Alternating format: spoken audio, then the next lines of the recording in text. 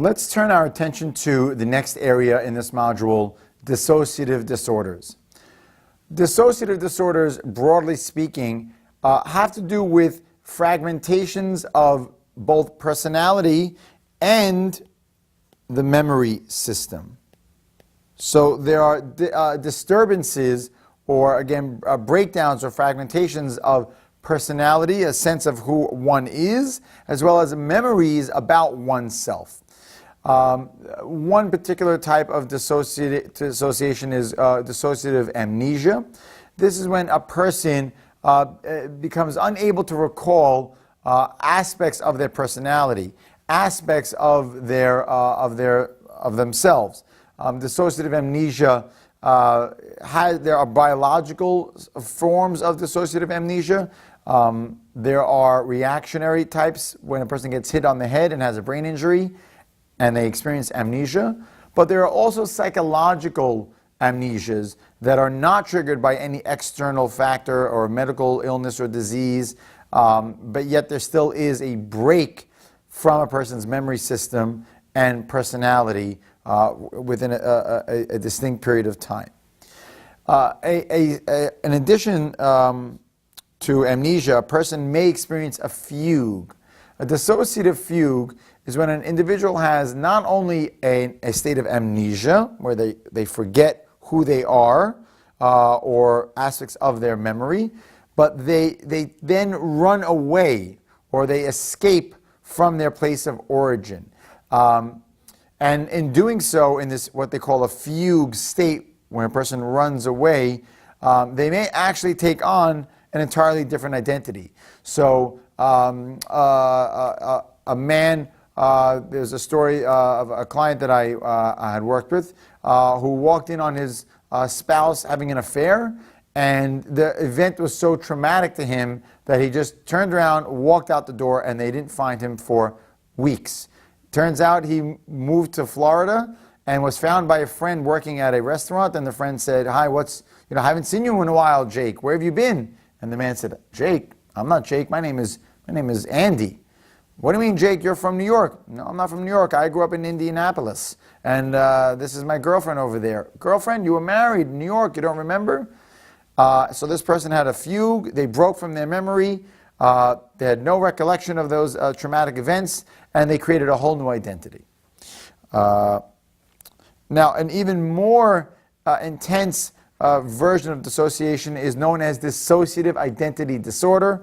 This used to be called multiple personality disorder,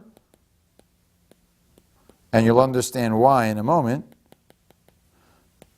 DX is shorthand for disorder. Multiple personality disorder is when a person develops two or more distinctly different identities. And when I say or more, there are cases of people that have 60 or 70 personalities. Not necessarily, it's somewhat of a controversial diagnosis in and of itself.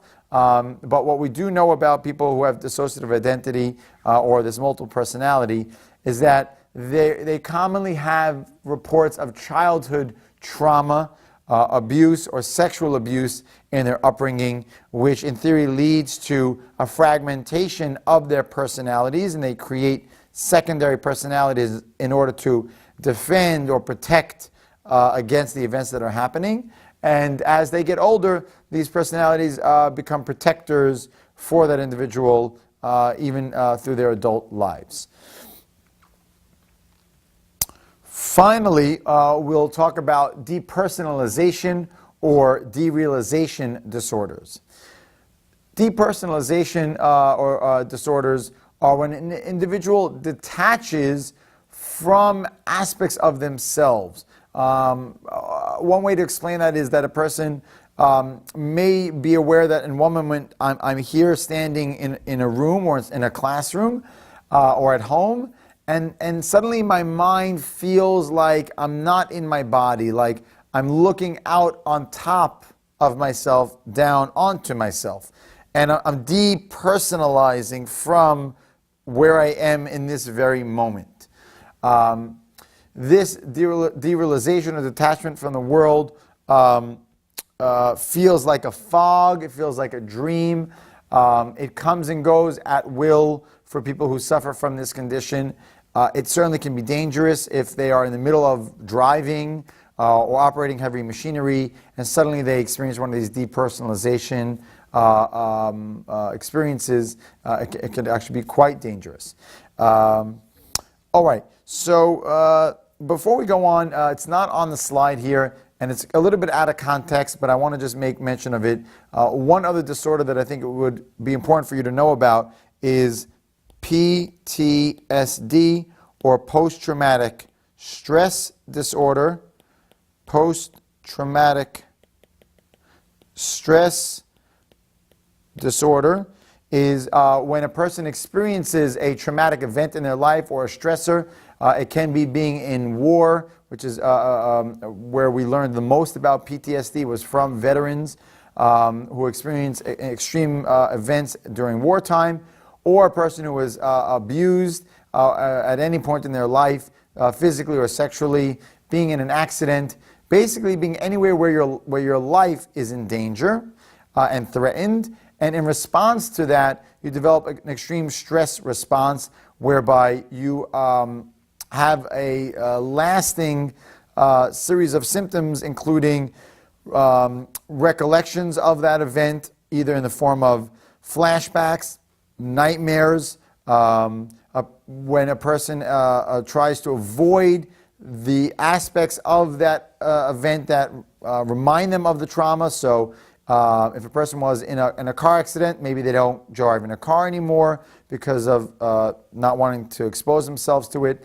And their symptoms also include being very much on edge and being hyper vigilant. Hyper vigilant means hyper-vigilant is being very much aware of what goes on around you. So veterans who have PTSD will say that they're always looking around them and checking the doors and checking the entranceways. And when there's loud noises, they may have a startle response. These individuals have difficulty sleeping. It can lead to depression, can lead to substance abuse as well. And so these are just some of the features of post-traumatic stress disorder. Again, out of context, not part of depersonalization or dissociation, but I hadn't put them on a slide, but I realized now it's important for you to know it. So I hope you got that all in, and we'll see you at the next module.